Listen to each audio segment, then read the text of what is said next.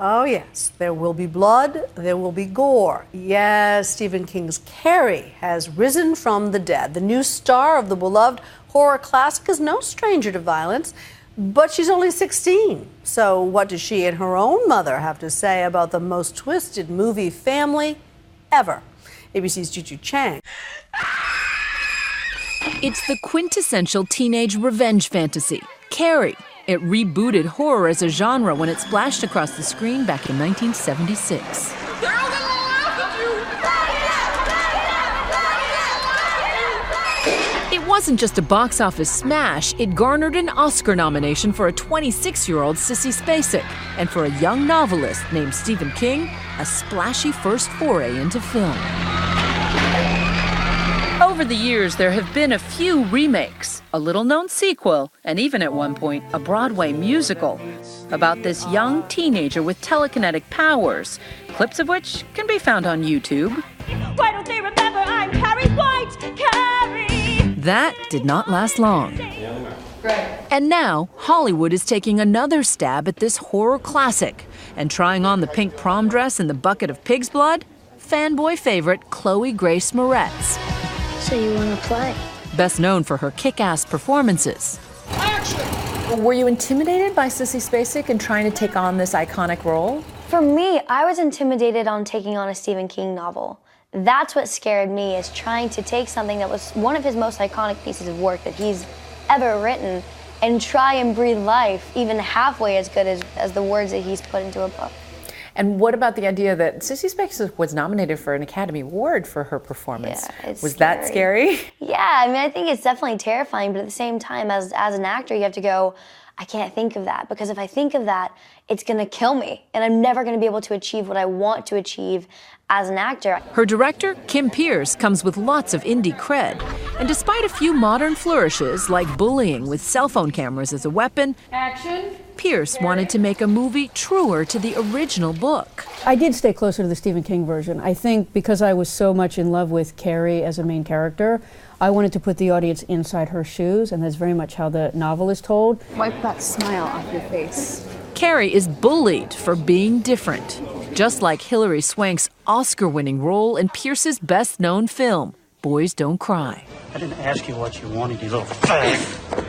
What I saw in Brandon Tina is very similar to what I saw in Carrie White. These were amazing characters that we could fall deeply in love with, who were misfits or who were outcasts, but basically wanted to get love and acceptance like we all do. You see, it's all gonna be okay. Oh, repent. It's not too late. And there's somebody out there who wants to take it away from them. And when that person takes it away, I think we feel indignant. I think we want to see that person get revenge. Crazy Carrie! Crazy Carrie! And that revenge is sweet. One of the people she exacts revenge upon, her abusive mother, played by Julianne Moore. I'm warning you, Mama. Julianne Moore brings a level of charisma, of sheer talent, of devotion to the craft. She shows up, she knows her character, she grounded Margaret White, even though she's a fictional character, as a real person. Mama, stop it. Playing all this dark stuff, does it turn up darkness? Do you have nightmares? I never had nightmares, but you know, I definitely did. For me, it was the first movie I ever did in which I wanted to try method, you know, trying to really breathe and live in her, because she is such a dark character. You can't just cut and be like, you know, hee-hawing around.